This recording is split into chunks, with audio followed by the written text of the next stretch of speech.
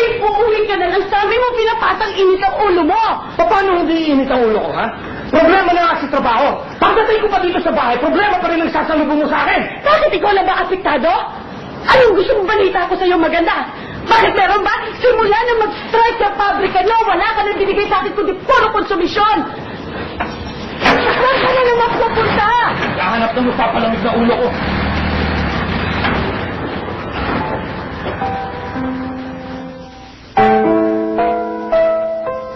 Sa susunod nating pagkakasama, nais kong ganito ang maging ating dalangin.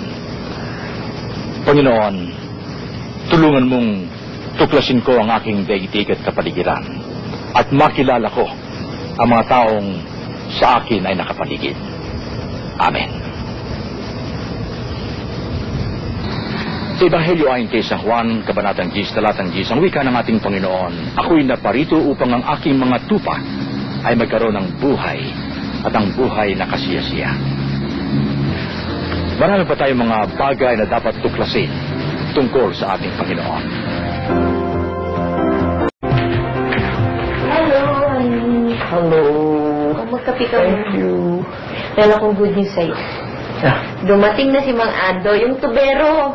Inayos niya na yung leak dyan sa kitchen. Finally.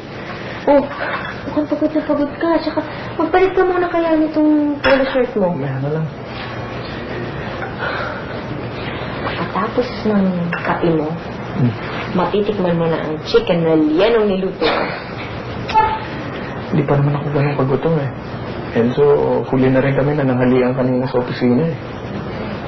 Kanina ko pa napapansin parang wala ka ata sa mood. May problema ba sa opisina? Wala naman. Katunayan nga eh, medyo maganda yung nangyari sa meeting kanina. Pagsara nga ako ng benta eh. Yan ka naman pala nangyari, bakit ganyan naman yung mukha mo? Naguguluhan lang yung isip ko eh, magsimula nung nag-seminar tayo tungkol sa witnessing. Hindi ko mahanapan ng magandang pagkakataon eh, na magsimula. I'm in sales. Then all of a sudden, magpapatotoo na lang ako dun sa kausap ko. Para ako nakikialam eh. Asiwang gawin. Ako rin naman, asiwa eh. Pero, natatanda mo ba yung sinabi ni Brother Mike? Kailangan daw, ang importante, sundin natin ang utos ng Diyos. Alisin na natin yung mga pag-aalinlangan sa puso natin. Oo nga, pero hindi ba parang basado lang tayong gawin yun? Panginoon, tulungan mo akong kilalanin ang aking mundo. Tuklasin at tabutin ang aking mga kapwa. Nasa dasal mo ba yan? Oo, kanina ko pa nga dinadalangan yan nung nandun ako sa opisina eh. Ang ibig sabihin ni Brother Mike, tumingin tayo sa paligid natin. Nang makita natin kung sino yung mga taong gusto ng Panginoon na kausapin natin tungkol sa Kanya. Bakit ikaw? May nakita ka na ba? Sino ba lagi pinamumukha sa atin ng Panginoon? Hindi ba yung pamilya ni Linda? Bibiro ka ba? Nagpapatawa ka? Ang pamilyang Ralios? Oo.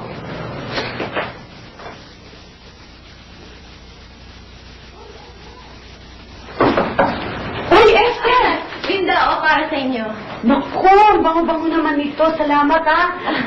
Aling miling ka man sa ang bango ng cookies. Ako, masasanay na ako sa libre, Esther, ha? Magugustuhan ito ni Boyet. Boyet, may dalang cookies sa Aling Esther para sa'yo.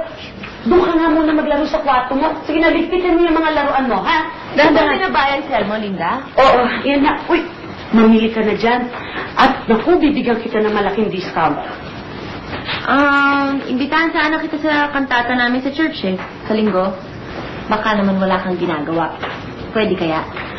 Pwede mo sama yung pamilya mo, si Boyet, si Aling Miling, at saka si Roy. Saan? Sa church, kantata.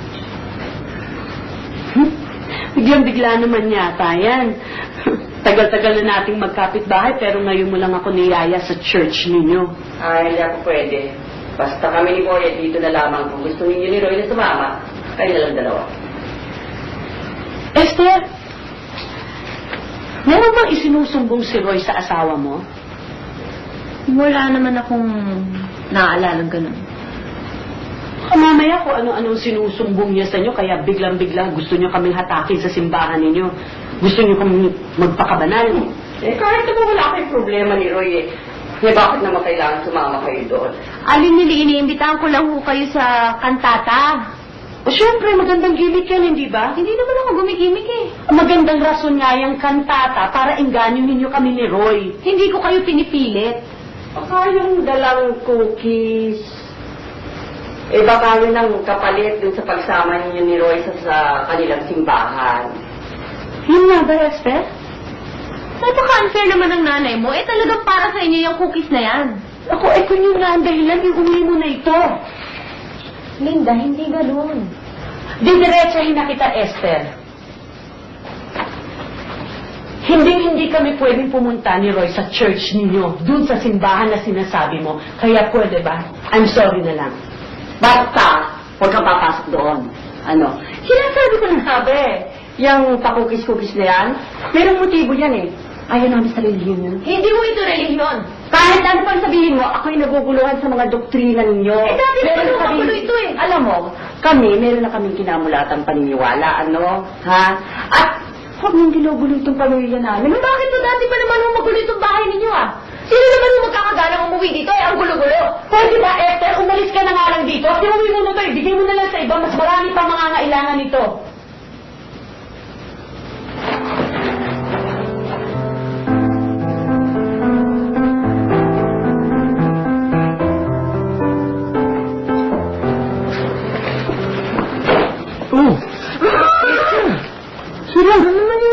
Ayoko na talaga, Mar. Ayoko na. Sawa na ako. Nakakainis. Ako yung Kristiyano. Ako pa yung nawala ng pasensya. Inaway ko si Linda at yung nanay niya. Sweetheart, baka naman napakarami nilang problema dun sa kabila. Pinagtulungan nila ako Binastos nila akong mag-ina.